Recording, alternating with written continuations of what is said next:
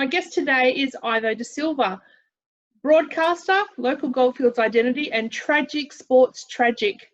Thank you for joining me today, Ivo. My pleasure. Thank you for having me. You're quite welcome. Now, I want to start by going backwards. You attended Christian Brothers College in Fremantle. Is that where you were born and grew up as a young child? Yeah, so born and bred in Fremantle, lived there for 31 years. Always will be a Fremantle boy. Absolutely love it, and went to primary school at St. Patrick's, which is the school right there in the middle of Fremantle, and then graduated for year 8 to 12 at CBC. CBC, and then after that, you went off to Murdoch University, and you were enrolled in a Bachelor of Arts in Politics and what was it? Public Administration. Is that right? Administration, I think. Yep. Now you didn't finish that course. Was there something else that came up, or you just weren't enjoying it at all? I loved uni life. It was something a bit different from school. I don't know. It was great at the time. I did 2.5 years, I think, or 3.5 years of my course. So I had one semester left to go, and then I got offered a job as a legal secretary for a law firm, and I thought, I'll just give this a go for a little while. But the pay was amazing. The pay was something like $900 a fortnight after tax for a 19, 20-year-old. And I was the only legal secretary. 20 years ago, yeah. Oh, that's, and working in London Court.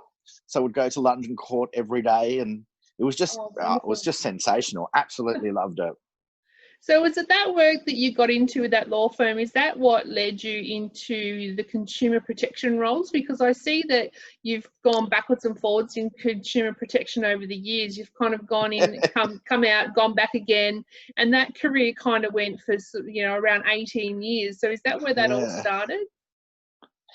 I guess in a way, because after doing that, I said to myself, I was never going to get another job to do with law. I hated it, couldn't stand it.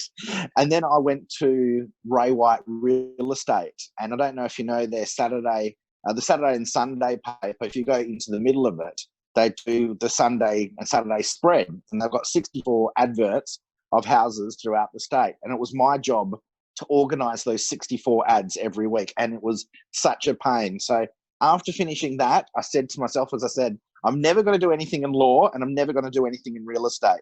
Then this job came up with consumer protection, then known as fair trading, and my sister worked there, and I didn't tell her at all that I was going for this job. Level 1, menial. It was the bottom of the bottom, but I thought, I'll get a 6-month contract there, see how it goes. And I went there, got the job, had to tell my sister, and it was working for the real estate board as a legal clerk, like for them. So I've always had this legal quasi real estate side to me, and I stayed 18 years with the department. That's a long time. And what did you find satisfying about that? Because I see that you're in different roles. So was it being able to change up what you were doing and continually growing, or was it looking out for the person who was being hard done by?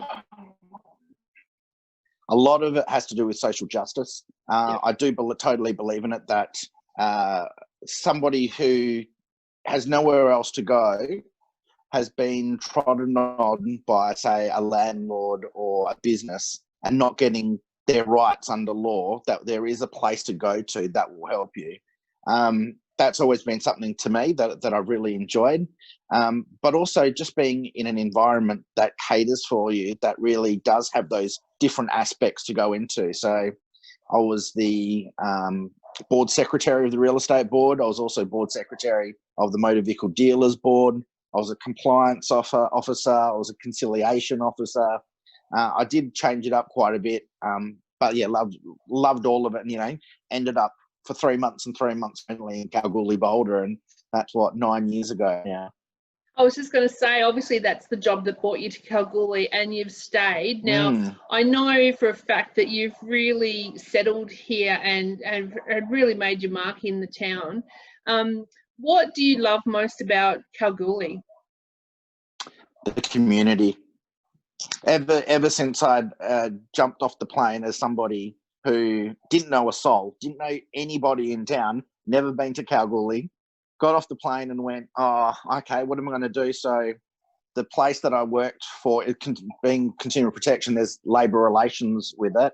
And the girl there goes, oh, do you play soccer? And I went, oh, I haven't played soccer in, 10 or 15 years. She goes, well, look, you should come down, join Boulder City Soccer Club. And, and I went, oh, yeah, I'll give it a go. And little did I know that you meet 67, 60 or 70 different best mates of your life. And then you've got the whole association, and then you've got all the things that come off it. So, yeah, if it's anything that Kalgoorlie Boulder is, it's just that sense of community, which you just can't replace. You just, nowhere in the world have I ever had that feeling of being like that.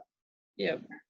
We're coming very close to the end of the interview, but I just really wanted to really touch on your sport. I know that you love your sport, and I do need to I think you've answered the question though right at the start, but I wanted to know why you're a Fremantle Dockers fan and not a West Coast fan, considering West Coast started first in WA, but you're obviously born and bred Fremantle. Yeah. So is that why?